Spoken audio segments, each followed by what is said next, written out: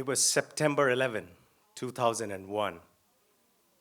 On a quiet morning in Bowling Green, Kentucky, US, as I was getting ready for work, sipping my morning coffee, I switched on the TV and I saw breaking news. The Twin Towers had been attacked. I was in shock as I couldn't believe what I was seeing. And then a strange sense of feeling came to me. Thank God I'm not there. Little did I realize that that moment is going to change my life forever. I finished getting ready, exited my apartment, and I came down the stairs. As I reached the lobby, I was met with eerie and suffocating silence. Nobody was talking or smiling at each other. I tried talking to a few people, and they just gave me the look of death. Very awkward stare. And I thought, they think I'm a terrorist. Holy shit. That thought felt like a slap on my face. Instead of going back to work, I rushed back up the stairs, locked myself in my apartment. My heart bounding really fast, my lips being dry, I grabbed a glass of water. I was terrified, not because what was happening in New York, but because of the people around me.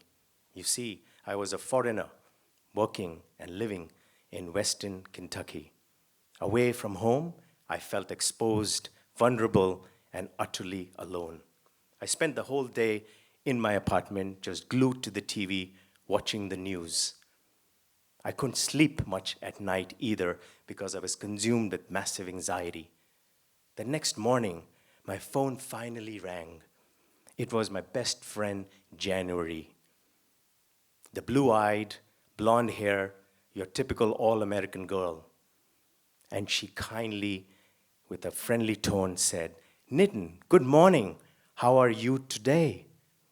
I just broke down. Tears falling from my eyes, I just told her exactly how I felt and what had happened the day before.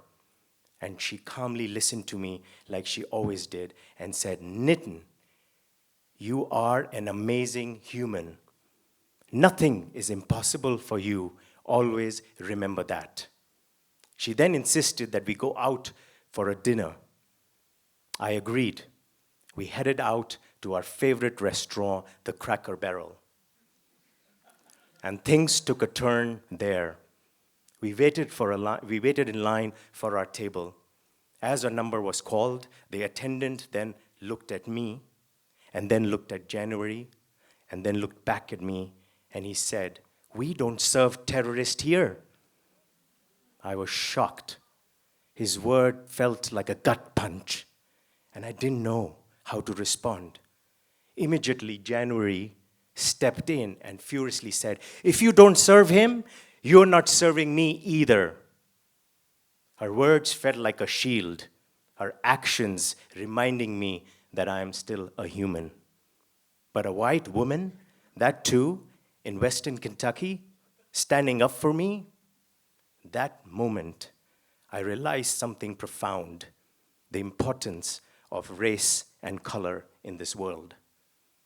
As we walked to the car, January said, "Nitin, don't worry. We are going to fight this together." The next few days felt like a blur of fear, but a sense of clarity started to come in. Together with January and our supervisor, Peggy, we decided to channel our energy into something positive. We decided to do a bunch of awareness campaigns at the university on race and color. January encouraged me to take the lead on the project. After all, I had a story to tell, which was much bigger than me. That night, on the first event, I stood in front of this massive crowd, nervous, anxious, not knowing what to expect. I took a deep breath, and I kicked off the session by saying, "My name is Nitin Goyal. I'm not a terrorist. I am a human just like you." That moment was a turning point in my life. The event was a big success, but bigger than that, the moment gave me purpose. Purpose, it gave me a voice for change. I wanted to help others get their voice and not depend on skin color. Years later, in sunny Singapore, as I was sipping coffee in my office, my boss, out of the blue, calls me. She started yelling and belittling me and said, "Nitin, you don't belong here. You're not adding any value. Just go home."